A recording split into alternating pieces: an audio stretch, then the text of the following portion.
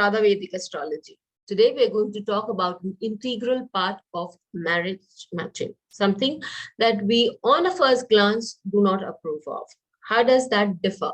But before that, thanks for liking, sharing and subscribing our YouTube channel, and also writing in your comments and suggestions on our YouTube and Spotify channels.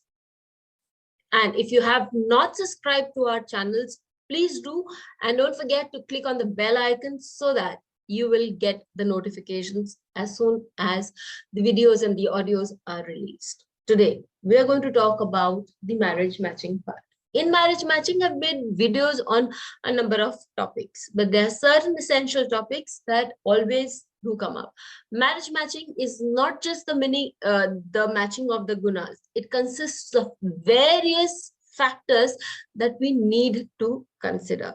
So when we are talking about marriage matching, the important salient points that we find in Phaldipika is also that one of the points is that if benefics, which are the lords of 6, 8 and 12 houses, say Venus, Jupiter, Mercury, Moon, if they happen to be the lord of the 6th, 8th or the 12th house, and they are posited in the 7th house, they are not bad.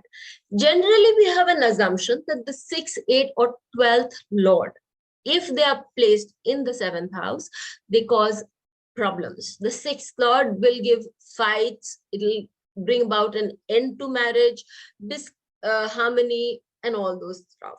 If we talk about the 8th lord, we will have to understand that the 8th lord gives suddenness. It also is about the death or the passing away of the spouse. So that can also be a factor. And if we are interested in knowing about the 12th house, the 12th house is the house of letting go, separations that can happen on will, or it can happen on by force. So it is not generally considered good to have these lords seated in the 7th house, but have a good look.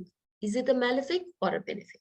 The benefic will always give its beneficence. Yes, as a 6th lord or the 8th lord or the 12th lord, it can bring about a certain amount of issues. Like the 6th lord, it can bring in discord. But if it is Venus or Jupiter, it will always have that sweetness quality of being, even if you're fighting, then you do know how to use your words properly or to the best of your advantage so that things don't go out of hand and recovery is possible. If it's the 8th lord, say Jupiter is the 8th lord, posited in the 7th house, then 8th lord gives suddenness. It could also mean that the person could be looking after the spouse's money, because 8th house is also the money of the spouse.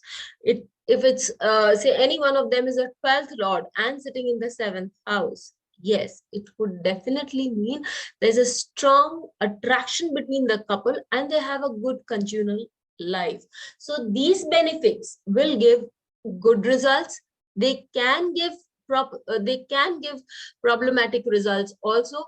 In that case, you could be staying at a far distance from where your spouse is living due to work, due to other pressures, and that energy could be consumed in that area of life. So as for Deepika, this is very well stated that if it's a benefic, which is the lord of 6, 8, 12, and it's seated in the 7th house, don't worry too much about the marriage part or the problems in the marriage. They would be blessed with a good partner. Now, there's another point that we need to understand. If malefics occupied the 8th house in a woman's chart, or for that matter, in a man's chart, then the spouse's life is short-lived. That means the person whose chart we are seeing, that person will have a longer life as compared to the spouse. On the contrary, if the malefics occupy the 2nd house from the person's ascendant, then the person is the one to leave first in case of death. However, Gopesh Kumar Ojaji, who's a very well-known astrologer and is quite senior, has written in his book, in his translation of Phaldipika, that according to his experience, he's found out that if malefics are well balanced in both the charts. So it's very important when we're doing a marriage matching to see both the charts. Marriage matching does not consist only of doing the Kuta Milan.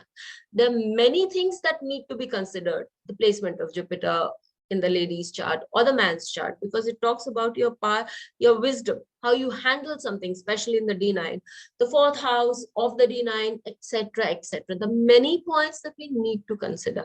And if we see the balancing of the malefics on the 1728 axes, then we can very well say that they have a strong affinity for each other, and they will be a compensating error for each other's chart.